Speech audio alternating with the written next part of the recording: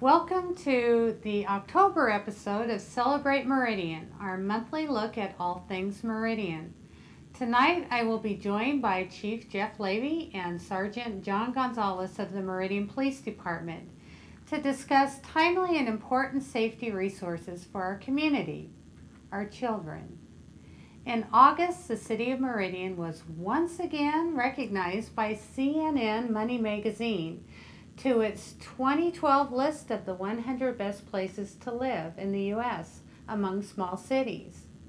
This is the third time Meridian has received this prestigious recognition since 2005, and we were the only city in Idaho to make the 2012 list.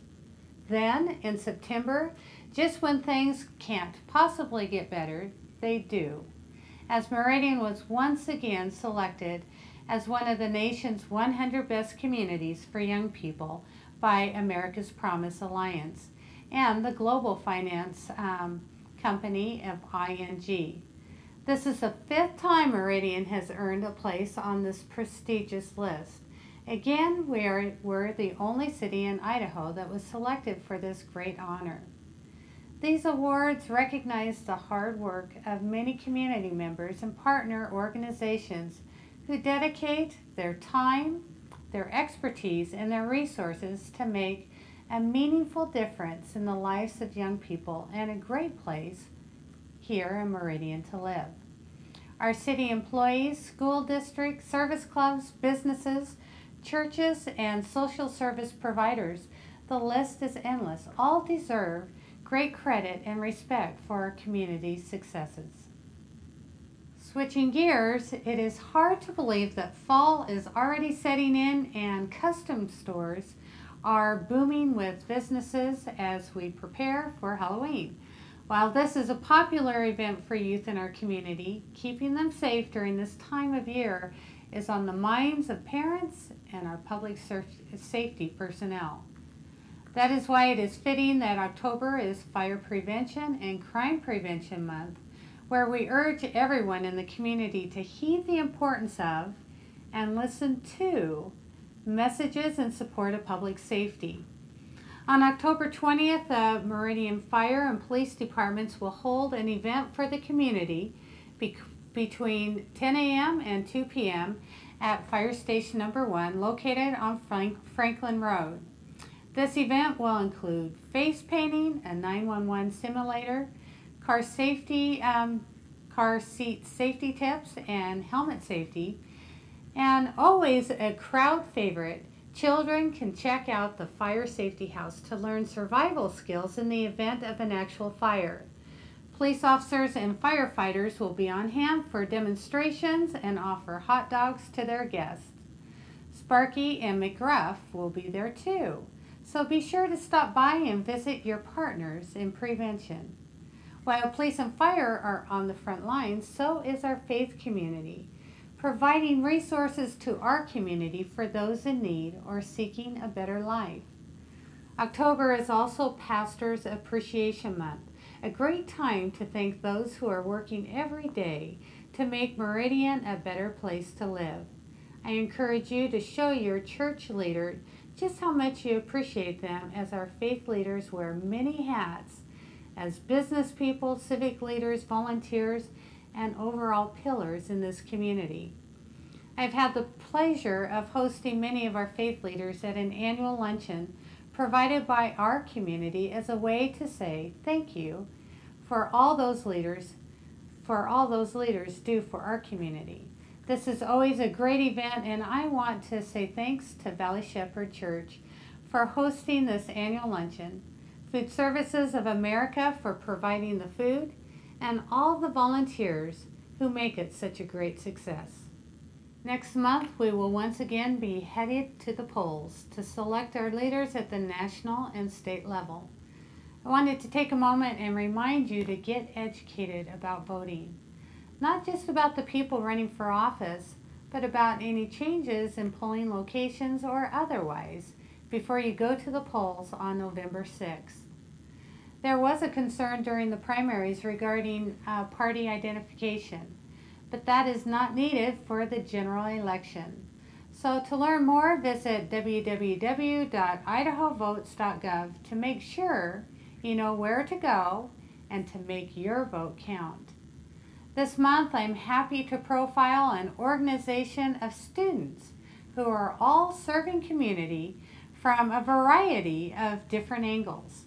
Join me as we celebrate the Mayor's Youth Advisory Council, our Meridian Future Leaders of the Month.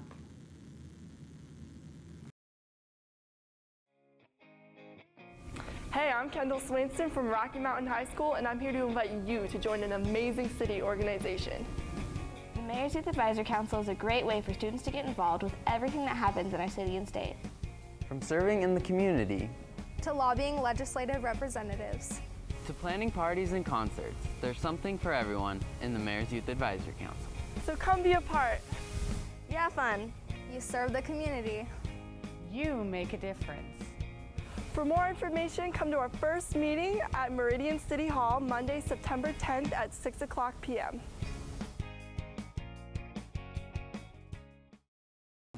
Welcome back. Tonight I'm joined by Chief Jeff Levy and Sergeant John Gonzalez with the Meridian Police Department. Chief Levy was actually one of our first guests on Celebrate Meridian back in 2010. Our show has changed a lot since then, and we are honored to utilize the fine students of Mountain View High School to help make this show a reality. It is a great partnership between the district and the city. Chief Levy, welcome back. It's great to have you and Sergeant Gonzalez on the show with us. Thank you, Mayor. It's an honor to be here. Perhaps maybe you can both start the show off by telling our viewers a little bit about yourselves and what you do for the department. Sure, I'll go first. I have been with the City of Meridian for the last 15 years. I'm just now starting year 16, and I've been the chief since 2007. It seems like it's been 1990s. And prior to that, I actually came from Washington State, so I've been in law enforcement about 26 years. John? I've been in law enforcement for 17 years. Currently, I work with the Meridian Police Department in the traffic unit, and just work with the officers that are in that unit, the 6 of us together. Well, thank you for both being with us and being willing to share your experience, your perspective, and enlighten some of our viewers on what's being faced in our community. We are sitting in the studio that's located at Mountain View High School, and certainly this school community has been hit hard by a couple of tragic events that have happened over the last few months, over the last year, of students that have lost their lives. What message would you have for our youth today?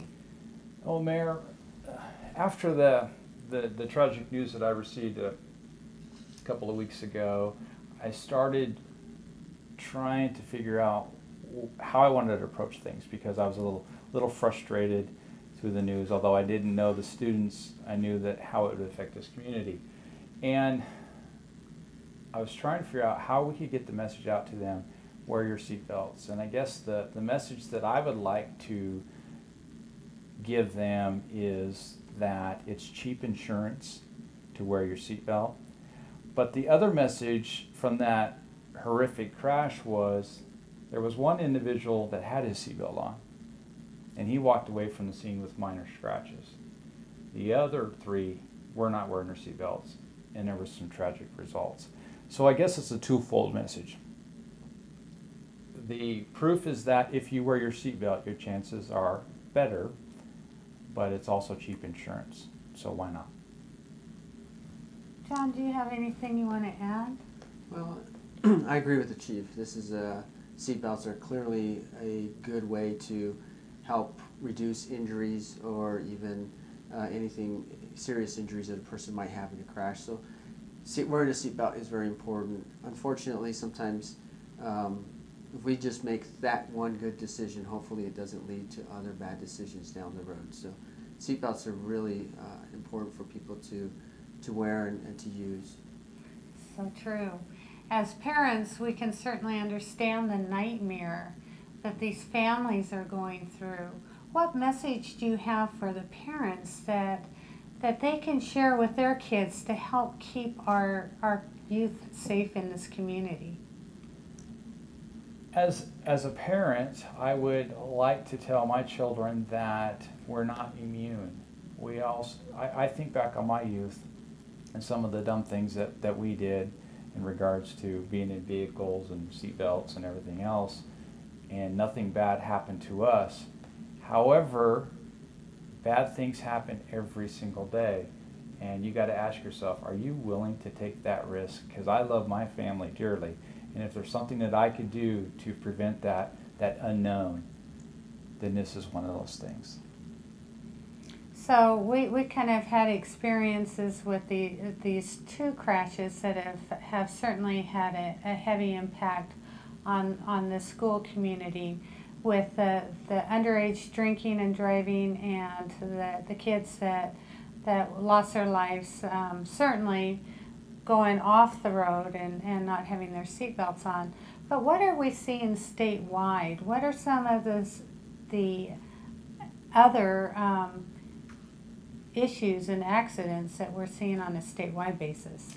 Well, one of the things, Mary, I'd like to point out is that it's not just the youth, it's the adults too. And so we often like to focus in on the youth and saying they're doing this or they're doing that. And it's not just them. Perhaps they have a learning curve and they don't know any better yet, and it's up to us to educate them. But some of the people that are educating them is the adults that are setting the poor examples. But some of the other things that we're seeing across the state, and really what we are kind of passionate about and really have taken the lead on, is distracted driving. Now, the focus used to be on texting while driving, but we really call it distracted driving because I think we've really forgotten what we're supposed to do when we're in the car, and that is drive the car. And we're trying to do so many other things instead of the primary thing. So we're seeing a lot of incidences of improper things behind the wheel. Perhaps, John, you could enlighten them on some of those things that we're seeing out there. Well, distracted driving clearly in Meridian is an issue that we've been willing to take on and have worked hard in our city, and we've seen some changes, but distracted driving could come in many forms, and like the chief talked about, we focus on the texting part, but it goes a little bit beyond that. And again, back to making good decisions for ourselves and for those around us. And so when we look at young people, as we started the question about how their families might feel or how things might be whenever there's a tragedy, it really puts a person to think about not only oneself, but the people that are left behind, the people that have to deal with the events that have happened. Well, and certainly distracted driving is something that Sergeant Gonzalez, you've been very involved in on the local and the national level. Can you tell us a little bit about the program that you have been integral about bringing to our community, Alive at 25? Well, Alive at 25 is a defensive driving course for young drivers. The age group that we target are ages 15 to 24. And unfortunately, statistics aren't in the favor of this age group when it comes to driving. And we think that by providing a resource for them, which is the Alive at 25, it's an opportunity for them to get some information and to be able to address driving issues for themselves. One of the nice things about the program, too, is that it is free. The participants don't have to pay for the program, and it's really easy to be a part of it. So how do they find information on being a part? Alive at 25 has a website that they can register at. The easiest way is to go on the internet. aliveat25.us is the address to the website, and they can just find the location that they want to attend on which day, and they can sign up online. And again, it's free, and we've made it, or the program we're involved in is as easy as we think it can be to allow people to sign up. That's great, and it's not just the police department that's leading the charge on these kind of activities. Recently, State Farm Insurance, we had 2 local insurance agents that led an event at Rocky Mountain High School What other organizations are stepping up and helping the police department achieve their goals? In that event, we had State Farm. Another place that I think is very important is the schools. They are a big piece to sharing this message. We had Idaho State Police also involved, but there were other organizations that were there, businesses, even something as simple as a pizza company or a restaurant providing food and water for participants. All these things come together to help share the message of safety for young people. Well, now, Chief, certainly an issue with distracted driving is the texting and driving. The state recently passed a statewide law that's been in effect for a couple of months, and I might add that we led the change for that by doing a local ordinance.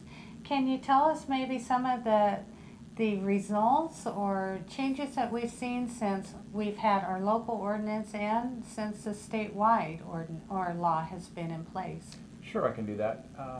The main focus primarily was education. We were trying to get the word out to educate the public about what the hazards are to doing this. And unfortunately, education alone is not working. We've tried education for DUI and have done that for 25 years, and we still have about 12,000 DUI arrests in the state of Idaho each year. So when everybody was saying, well, why don't you just educate more? He says, we need a little bit more than just education. I would like to think that common sense is all it takes, but I think people think they're invincible when they're behind the wheels or they can multitask. So Meridian decided to do their own ordinance to say it is not the right thing to do. Do not text while driving. And we wrote approximately 100 citations during that time frame. Just recently, July 1 is when the new state law went into effect, and now we're starting to write tickets under the state law rather than the city ordinance. We continue to write citations for people that display poor decision making on the use of their phones, but the message we want to get out there is don't do it, and then it doesn't make any difference whether it's against the law or not. Well, I've had people mention to me that how can a police officer know that they're texting or reading a text rather than making a phone call or something like that. And I did have to kind of laugh. I said, you know, they follow you and you probably don't even see them for several blocks. And I can tell you, you're going to find a phone number in less than a small percentage of that time.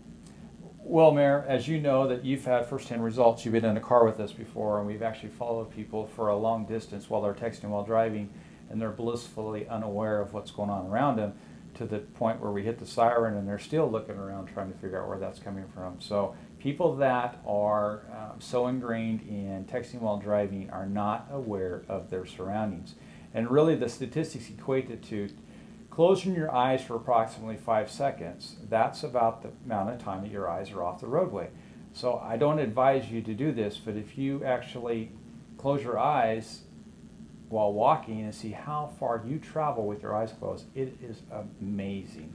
But the other thing is you probably shouldn't be making a phone call while you're on the phone or while you're driving either. We see a lot more people that are distracted by their telephones just as much as they are with texting. And some people say, well, why don't you make that a law? And I'm pretty passionate about it. I like to take the cell phone out of the hands of every driver. But I don't think the state was quite ready for that yet. Well, some of these issues of distracted driving is affecting us in our cars. It's also affecting the other modes of transportation, such as pedestrians and bicyclists. Sergeant Gonzalez, maybe you can tell us a little bit about how you're working with the community to keep those people safe as well.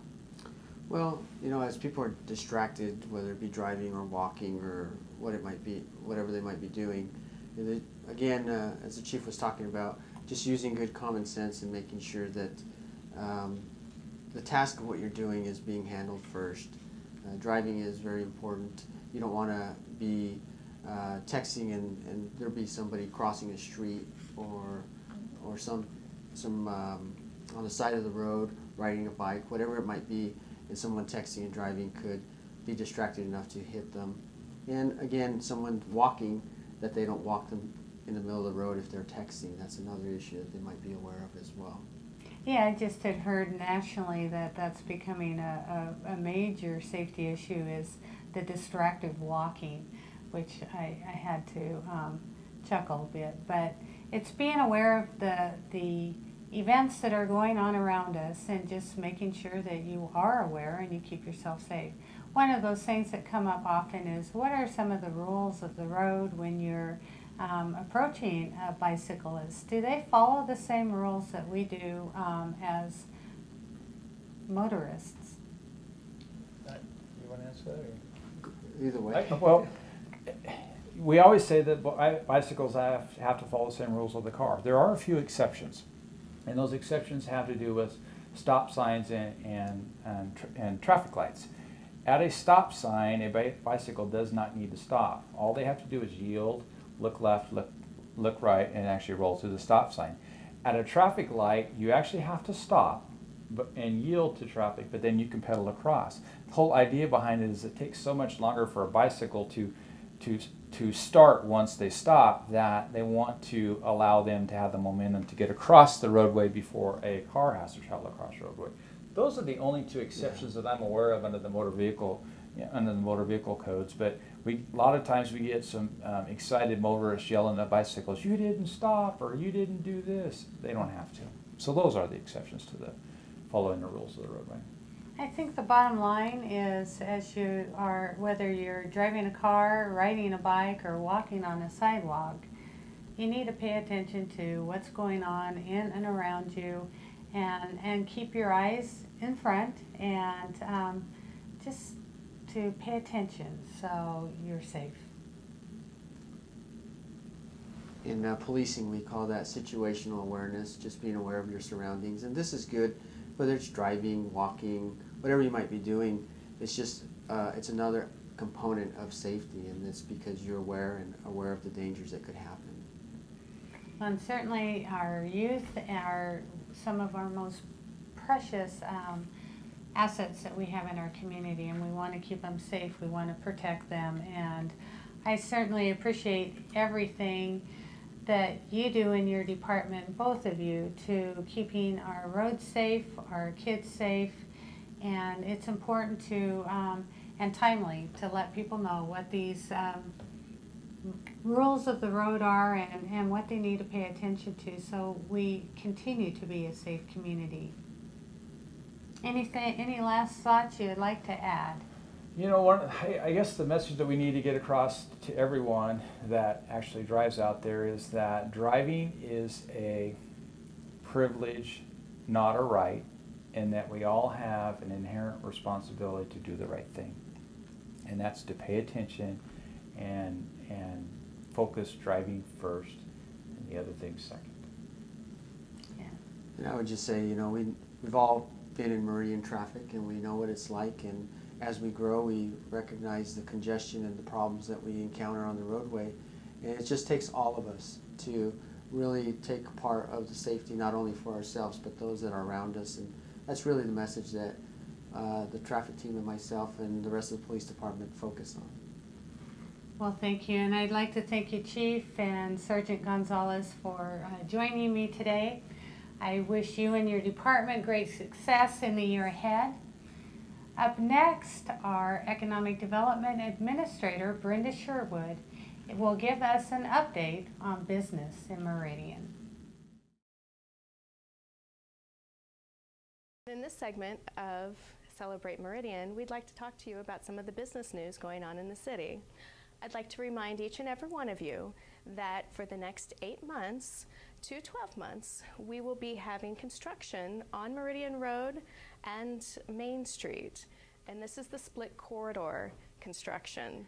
The idea behind this is that we will be funneling that traffic from Main Street over to Meridian Road so that we can keep the vitality of our downtown neighborhood as a place to be safe for your family and for the community. So once again, we appreciate you supporting the businesses in Meridian, and we'll see you next month with more information on businesses during Celebrate Meridian.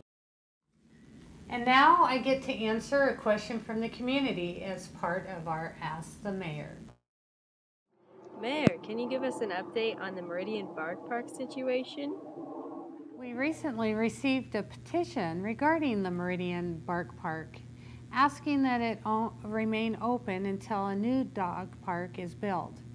Contrary to rumors that have been spread around about an imminent closure, the current dog park will not close this year, nor it will close next year. However, it will eventually need to be closed in preparation for that day. Our Parks Department is working on plans for a new dog park to replace it, located on the property that the city owns currently near Cherry Lane and McDermott Roads. In addition, we are looking at all other options to work with our dog park task force, looking at solutions for our future. As a city, I think we can contribute to being a best place and the growth of our city to the safety systems we have in place. People feel safe here because of the quality police officers, firefighters, county EMS, and the services they provide to our residents. Meridian continues to be a great choice. I value the relationship the city has with our citizens, and they certainly are our true heroes.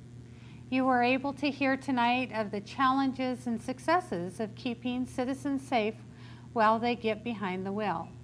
If you want to learn more about these programs or the police department, I encourage you to get involved with the department as a volunteer or as a participant in the many events held year-round. Our city has a great safety resource. It has great safety resources, and having engaged citizens and caring personnel ensures their continued success. I'd like to thank Chief Jeff Levy and Sergeant John Gonzalez for joining me tonight. In addition, I'd like to thank Mike Gardner and the talented students of Mountain View High School who worked tirelessly to make this show a success. A program note, Celebrate Meridian can be seen every Thursday at 8 p.m. on TVC TV Channel 11. TVC TV rebroadcasts Celebrate Meridian all month long. We thank them for their assistance in getting this out to you, our viewers. Celebrate Meridian can also be seen anytime on the city website. So thanks for joining me tonight. I look forward to seeing you here next year, where together we will find new and exciting ways to celebrate Meridian.